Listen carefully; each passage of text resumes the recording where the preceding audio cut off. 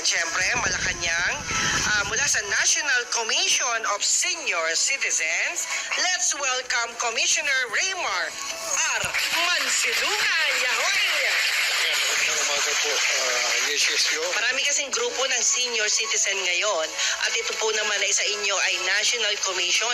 This is a big deal kasi malaki ang ginagampanan po ninyo. Pwede po bang ipaliwanag ninyo sa amin ang mga kaganapan o ginagawa ng NCSC? Yung National Commission of Senior Citizens, noon lang 2019 nabuo. 2019. Republic Act 11350. Okay po. July 25, 2019, naging effective siya ng September 17, 2019. Nakalagay dun sa batas na yon na magkakaroon nga ng isang komisyon para sa senior citizen. At yung lahat ng trabaho na ginagampanan ng DSWD para sa senior citizen, ililipat from DSWD to the NCSC. Now, hindi natin maintindihan yon kung hindi natin i-appreciate muna yung senior citizen. Alam mo ba na sa lahat ng constitution natin, magmula nung 89, 98, 35, 73, at even yung ating current constitution, walang definition ng senior citizen do sa mga constitution na yon. Apo. Mabuti pa nga yung kabataan yung sa 73 constitution, merong KB nung araw. Apo. Tapos sa 87 constitution, ginawang sangguniang kabataan. So yung bata noong KB na 15 years old sa under 73 constitution, hindi pa siya pwedeng bumoto for mayor, for barangay captain, pero pwede siyang tumakbo sa KB, pwede siyang maging KB chairman, pwede siyang maging konsehal ng bayan o ng city, or maging bukal. Pero yung senior citizen, walang pinibigay na pribilehyo, gano'n. Okay. Noong 1992, nagkaroon ng batas, yung Republic Act 7432. Apo. Ito yung batas na nag-define kung sino yung senior citizen. Ang sabi doon, ang senior citizen daw ay 60 years old, Pilipino, nakatira sa Pilipinas. So yun din yung batas na nagbigay ng 20% discount. Pero hindi gumawa ng NCSC yung 7432 noong 1992. Inamyendahan ito noong 2004 ng Republic Act 9257. Kasi yung 7432, ang sabi doon, ang senior citizen daw ay 60 years old na Pilipino na nakatira dito na hindi kumikita ng more than 60,000.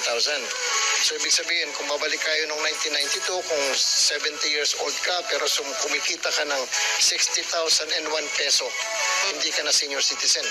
Kasi wala sa nakalagay doon, hindi ka dapat kumita ng 60,000. Noong 2014 tinanggal yung 60,000 na yon. So noong 2004, pursuant to RA 9257, pag 60 years old ka, senior ka na.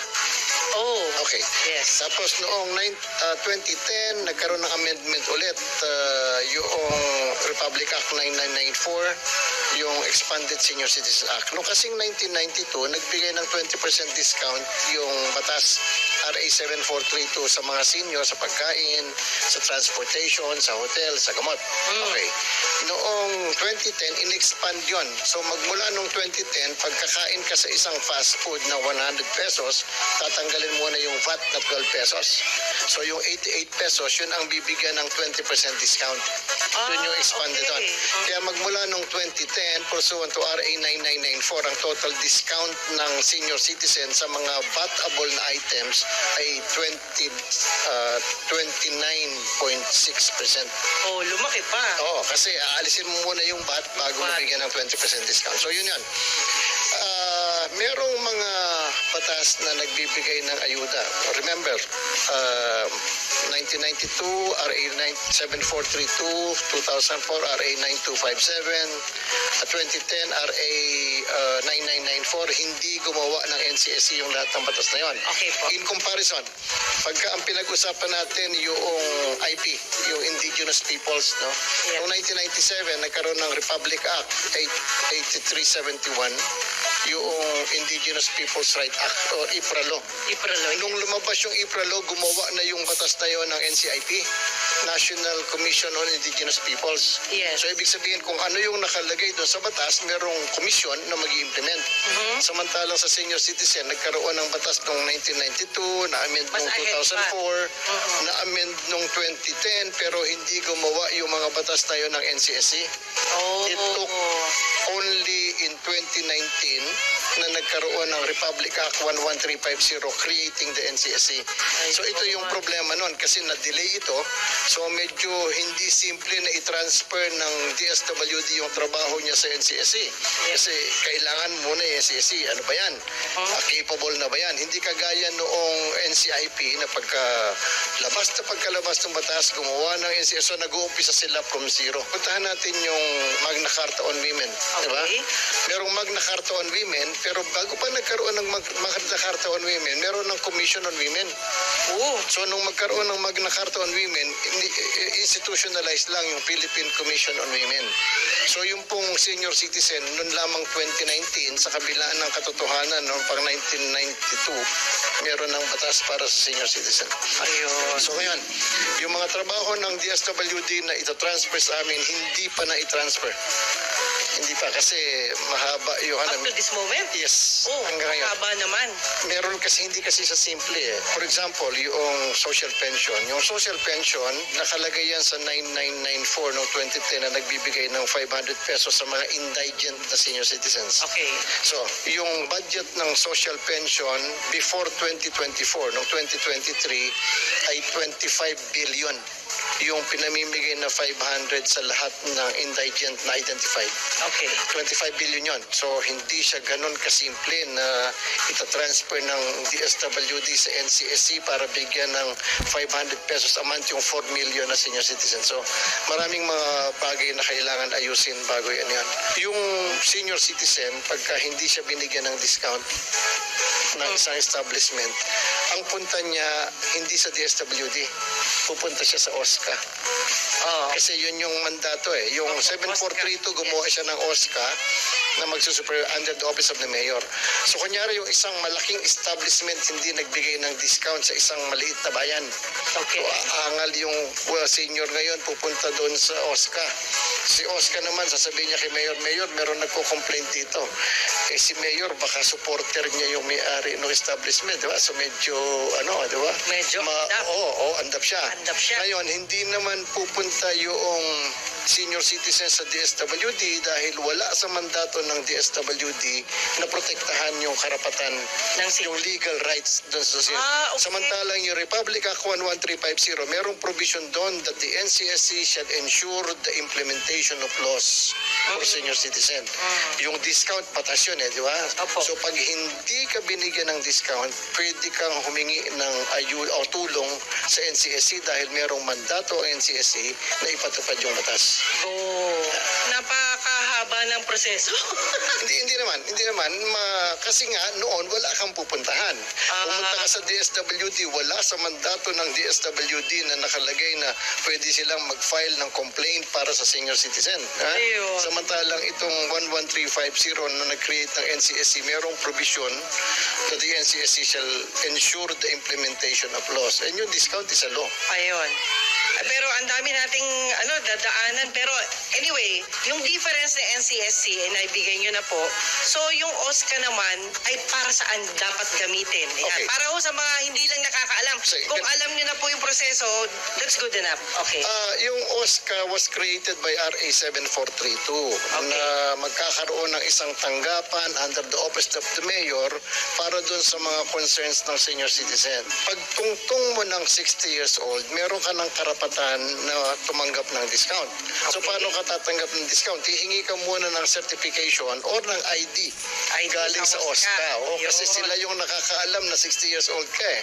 Isipin mo, kung walang OSCA, ang opisina namin nasa Quezon City, kung tigaron siya sa Basco, Batanes, paano siyang pupunta sa amin? Diba? Kaya tama lang yung ginawa ng RA 7432 na bawat bayan merong OSCA. Ayun. So yun yung function ng OSCA. Yan ang una kapag nag-senior ka na. Yes, yung OSCA yung mag-ano sa'yo. Tapos, kung merong pribilehyo ang senior citizen na hindi ini-implement, yung discount ka, ayaw kang bigyan ng butika, ang unang mo is yung OSCA.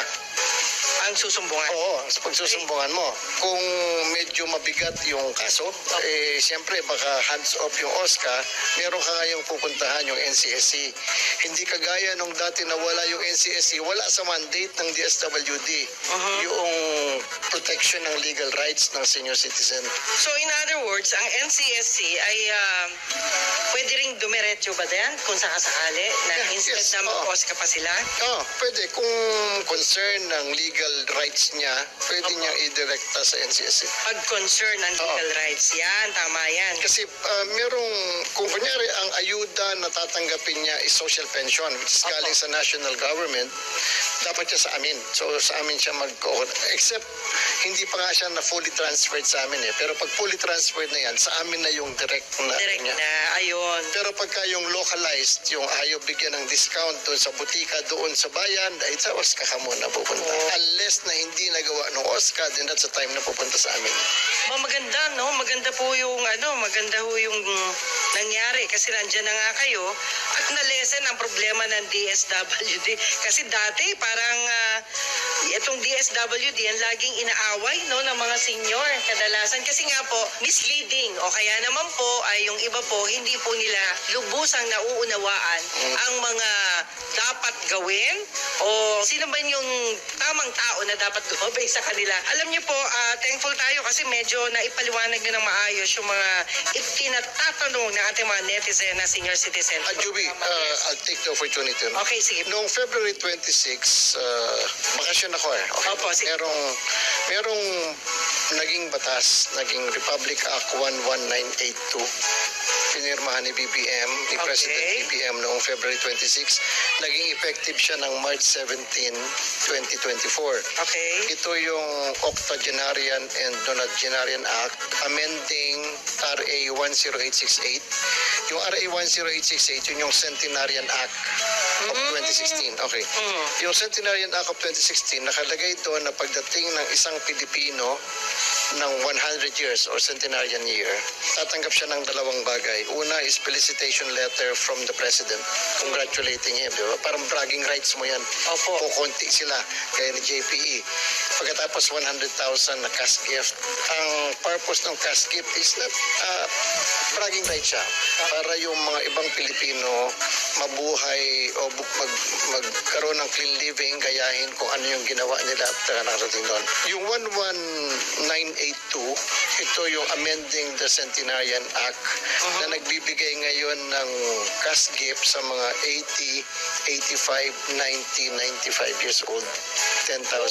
Para maintindihan lang natin, ang source bill ng RA 11982 ay yung House Bill 7535.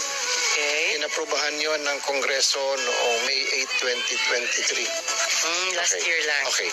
Nakalagay doon sa bill na yon na ang Pilipino na senior citizen na naging 80, 85, 90, 95 tatanggap ng 25,000.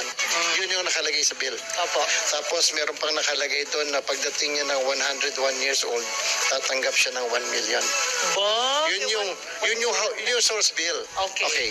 Yung bill na yon ang naging Republic Act 11982. So ibig sabihin, wala na yung 25,000, wala na yung 1 million. Kasi yung bill naging batas na.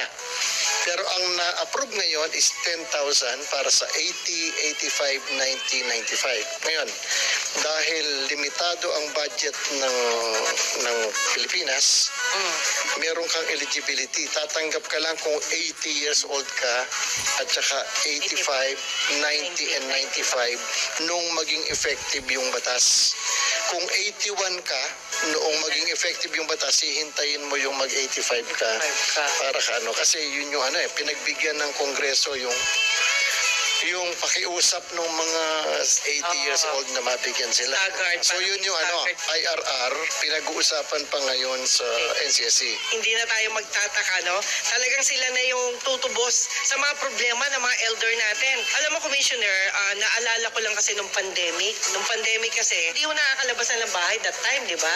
Ito yung masakit. Pag simento ang bahay mo, pero wala ka na makain sa loob. Kayo ba, sir, kung hingian ng tulong ng mga dating may kaya naman talaga, pero ngayon talagang wala na. Dahil ang senior citizen yan, hindi yan talaga humihingi ng tulong. Kailangan yung mga anak, di ba? Kusang tulungan yung kanilang mga magulang. Yun ang dapat natin intindihin. Sa inyo pong side, ano pong masasabi ninyo? Marami tayong na-experience ng COVID-19 na makakatulong sa atin ngayon sa Kongreso, sa atin personal, kung paano tayo magpo-programa kung sakaling naulit yung COVID-19. Anong gagawin natin? Yes, magbigay po So kayo. yung mga experience natin noon ay kailangan baguhin. For example, Ang unang-unang order ng IATF nung magkaroon ng lockdown, yun daw senior citizen ay comorbid. Diba? Alam mo, naging senior ako 2020 February 11. Noong 2020 March 15, merong lockdown kaagad. Hindi ako makalabas. Wala akong Okay. maintenance, wala akong gamot, wala akong maintenance. Isip malakas ako, pero hindi ako pa. pwedeng lumabas. Yes. Okay, now, since nagkaroon tayo ng ganong experience, meron kami ngayong programa, yung pag-create ng database. Kinukuha natin ang data ng mga senior citizen, pati yung kanilang health profile. Ano yung sakit mo? Senior citizen ka, ano yung mga sakit mo? Huwag mo sabihin may sakit ako, ilagay mo. May diabetes ako, may asthma ako, etc.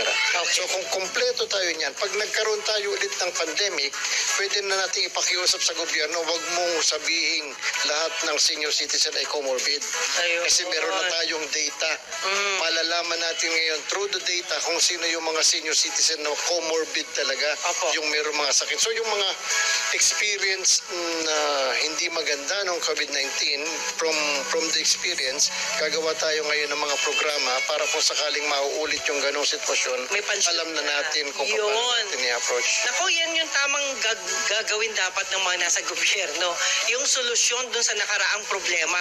Hindi ho problema na paulit-ulit na nangyayari, no? Thankful ako sa inyo. Tama po yan. At ako'y bumibilib naman dun sa mga ganyan din mag-isip. Yung solusyon, nakita na ninyo, tama ho yun. Ano man yung naging problema ng isang departamento, di ba? Dapat hanapin na natin ang solusyon at ready na tayo dapat, di ba sir? Sa barangay, meron daw nagpa-sign from DSWD ng details, tapos ano yung kasalukuyang problema ni lolo at lola o ni nanay at tatay, yan po ay about senior citizen. Ano pong nangyari doon sa mga nakapirma sa DSWD? Walang ayudang dumating para doon sa mga pumirma. Nung panahon na yon, kasi yung NCSC na-create yan, term nila ni PRRD, si Rolly Bautista, ang secretary nun. Opo. Ibig sabihin, yung mga programa na kagaya ng social pension, centenarian, AIX, ang nag-i-implement niyan DSWD. Okay. Sa dami ng trabaho ng DSWD, hindi nila naisip na gumawa ng database. Diba? Kasi siyempre, kunyari nagkaroon ng batas na lahat ng 70 years old, bibigyan mo ng 10,000. Magkaroon ng batas na ganun. Sige. Yung DSWD, hindi niya alam kung ilan yung 70 years old ngayong taong ito kasi wala siyang data. Kaya nung magkaroon ng NCSC, ang unang-unang ginawa namin ay yung nagpanukala kami na gumawa ng database ng lahat ng senior citizen. Ayun. So, kami yung nagpanukala na mag-fill up kayo ng senior citizen data form, isubmit sa amin. Opo. Ngayon, kung sakaling DSWD ang gumagawa nun, baka yun ay para doon sa social pension. Kasi yung social pension, sila pa rin ang nag-implement. Yung batas para sa social pension, yung 9994, meron kasing definition kung sino yung dapat tumanggap. Nakalagay doon, indigent. Tapos nakalagay doon kung ano yung definition ng indigent.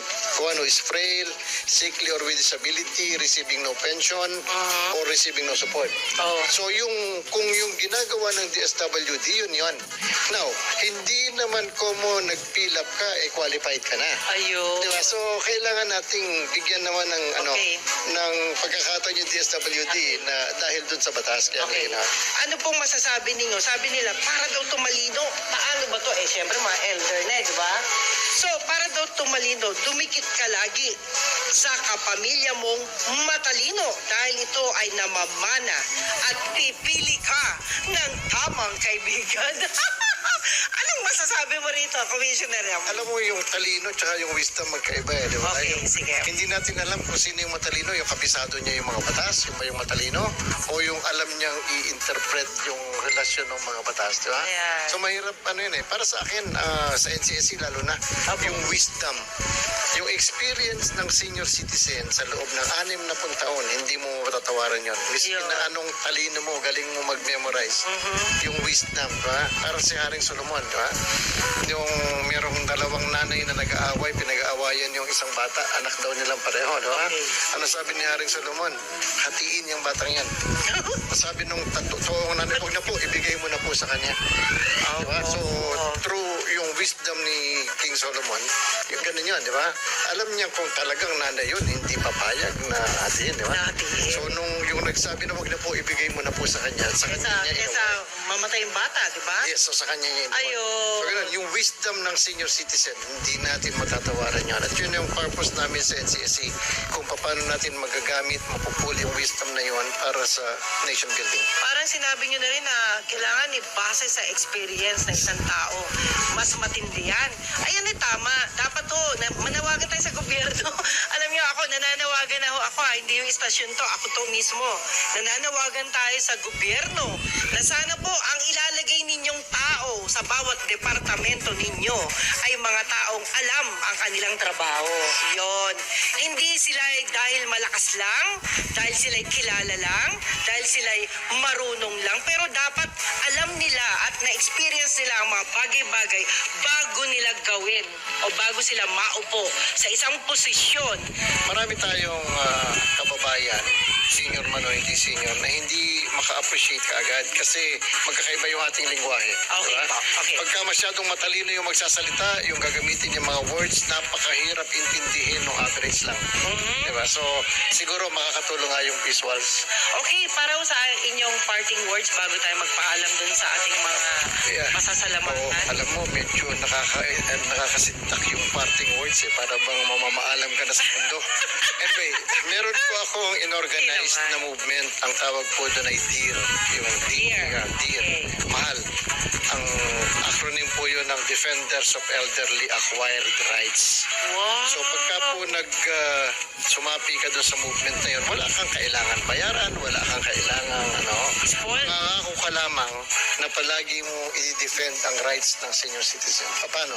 Ayan. Pag sumakay ka ng bus at merong nakaupo doon sa upuan para sa senior citizen, Okay. tawagan mo yung konduktor. Baka pwede natin siyang palipatin kasi baka may umakyat na senior, mahihirapan pa mapapahiya. Yun. Oy, Pag tama. kayo ay nasa bangko o nasa city hall at merong pila, merong senior, merong hindi senior, tawagin mo yung atensyon ng gwardiya. Baka pwedeng paunahin natin yung senior. Oh, that's good. Kasi hiyain mo yung tao. Pag Pahiya. kumakain kayo sa isang fast food at merong senior citizen talaga, nakalimutan niya yung ID niya. Senior nga malilimutin na, Oo, di ba? Pero nakita naman natin sa itsura, senior baka na. pwede nating pakiusap doon sa manager. Huwag mo namang, Hahanapan baka mo pwede ng mo, ID. huwag mo nang hanapan ng ID yan, di ba? Kung ayaw mo, sige, ako na lang magbibigay ng discount para sa kanya. Ayaw mo. Yun lang yung konsepto ng DEAR movement. Kapag ka lahat ng Pilipino ginagawa yun, ini-embrace yung concept ng DEAR movement, abi masarap maging senior sa Pilipinas. Ayan. Sa ngalan po ni Atty. Ferdy Topacio. Uli